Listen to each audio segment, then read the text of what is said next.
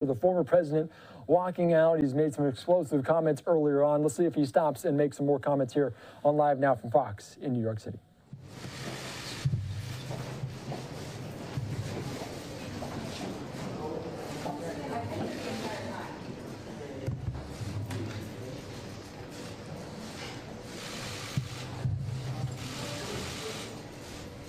Well, I think that was very good. That last 5 minutes was outstanding because the judge essentially conceded that the statute of limitations that we won at the Court of Appeals is in effect. Therefore, about 80% of the case is over. I was going to come out and say that, as you know, we're not entitled to a jury, which is pretty unusual in the United States of America. So we think it's very unfair that I don't have a jury, but the judge's last statement was very fair. And if I read it right, I'll let perhaps one of the lawyers speak to it. But Cliff, maybe you'll speak to it if you would. But the way I interpret that, and the way everyone else in the room seems to interpret that, is that the statute of limitations is a very real thing in this country. And that would be about 80% of this case would be over. Could somebody speak to that, please? Cliff, you want to talk about that? Sure. So based on the judge's comments, at the end of the trial today, it would appear that he is agreeing that all of the transactions that closed prior to 2014 are now out of the case, which is about 80% of the case. And it's also something that we won on appeal, but was not accepted by this court, but now seems to be accepted by this court. As far as the jury is concerned, it's much different now, I must tell you, than it was 20 minutes ago. We were going to come out and complain that, you know, in this country you're entitled to a jury.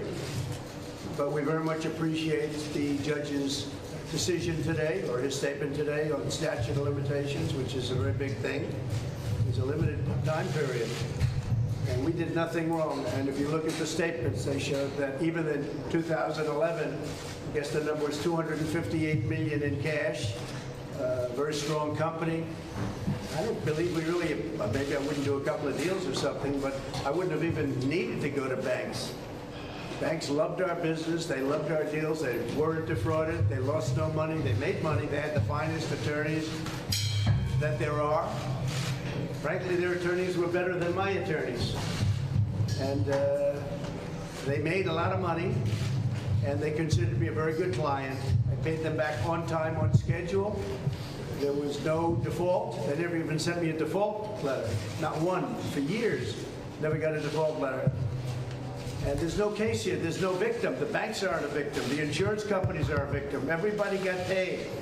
It's a terrible, terrible thing. This was for politics. Now, it has been very successful for them because they took me off the campaign trail. Because I've been sitting in a courthouse all day long instead of being in Iowa, New Hampshire, South Carolina, or a lot of other places I could be at. This is a horrible situation for our country. It's never happened before. It's election interference. They're interfering with the presidential election of 2024, and the people of our country see it. But this was a big, I say surprise, but it was a great credit to the court that the judge was willing to do this. He sort of overruled himself, and I greatly respect that. Thank you very much, everybody. Thank you. Are you coming back tomorrow? We may. I mean, I'd love not to. I'd love to be campaigning instead of doing this. Because I built a great company. That's one thing people are seeing. All the way back to 2011. And today, it's much bigger and much better and even much more liquid. That was $258 million for a real estate development. That's a lot of money. It was in 2011. Today, it's much more than that, much, much more. I built a great company and did great things for New York, and they should respect that. I've employed thousands and thousands of people in New York, and they should respect that. The Attorney General of this state is a disgrace. Letitia James is a disgrace. She's a disgrace to our country and to the state of New York.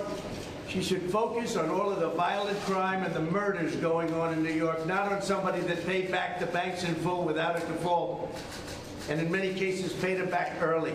Thank you very much, everybody.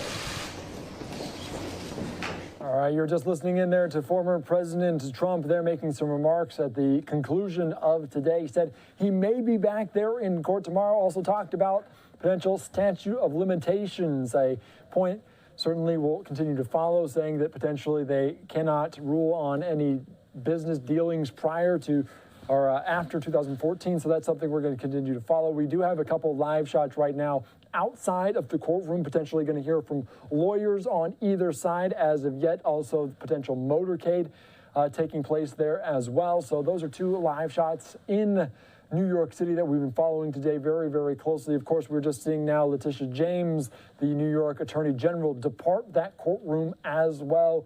Some contentious moments inside of the courtroom. You did not see her necessarily just at the table next to Trump's on that side, but she was certainly sitting a few rows back. This is still a live picture there outside this courtroom, inside the courthouse. I do want to give you a few live now looks, including outside of the courthouse. Of course, the former president going to be walking through this frame momentarily as the New York trial accusing the former president of lying about his wealth opens as he denounces it as a scam. It's certainly a fraud lawsuit, could cost the former president control of some of his most prized properties.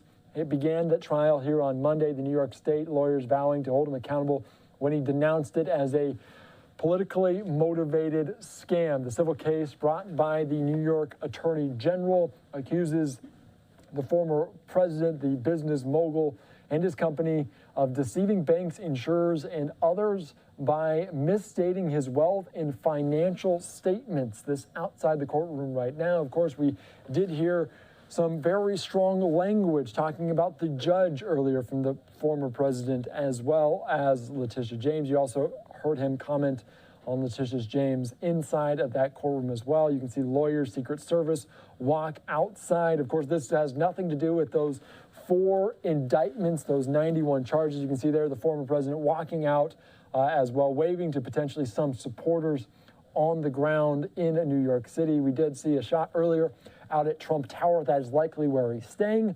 He didn't necessarily have to be on hand inside of that courtroom. It was on a volunteer basis, but the former president there wanted to be face-to-face there with the judge, with the attorney general as well.